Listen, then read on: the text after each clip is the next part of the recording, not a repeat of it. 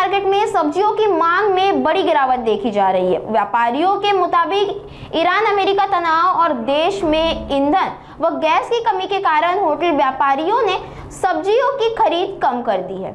इसके चलते बाजार में करीब 50% व्यवसाय घट गया है और सब्जियों के दाम भी गिर गए हैं। साथ ही मांग कम होने से किसानों और व्यापारियों को सब्जियां फेंकने की नौबत आ गई है, जिसके लिए उन्हें आर्थिक नुकसान झेलना पड़ रहा है। स्थिती सध्या अशी आहे, रात्री 2-3 वाजता जे एपीएमसी मार्केटमध्ये जे गाड्या आलेत त्यांना कळाले की आज मार्केटमध्ये गॅस हॉटेल वेंडर लोकांनी माल भर करायचं बंद केले, कारण गॅस सिलेंडर बंद झालाय। त्यामुळे हॉटेल पूर्णपणे बंद झालेलं आहे।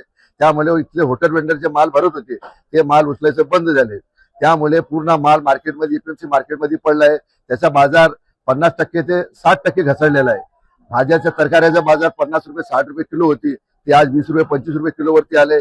पालाभाजीचं जे बाजार कोथिंबीरचं 15 रुपये गड्डी विकत होती, ते गड्डी 5 रुपये 6 रुपये विकण्यात आलेलं आहे। मेथीचा बाजार सुद्धा 5 रुपये 6 रुपये विकण्यात आलेला आहे। आणि असं जर राहिलं, युद्ध चालू राहिलं तर गाड्याचे भाडे होणार नाही आणि गाड्याचे भाडे सुद्धा महाग होतील आणि ह्याचा परिणाम शेतकऱ्याला होईल। कारण काय, शेतकऱ्याचा माल इथं परवडणार नाही, त्या भावात विकायला 5 रुपये 6 रुपये। आणि आज शेतकऱ्याचा माल जर नाही उचलला, युद्ध जर चालू राहिलं तर परत शेतकऱ्यांना आत्महत्या करण्याची परिस्थिती आली।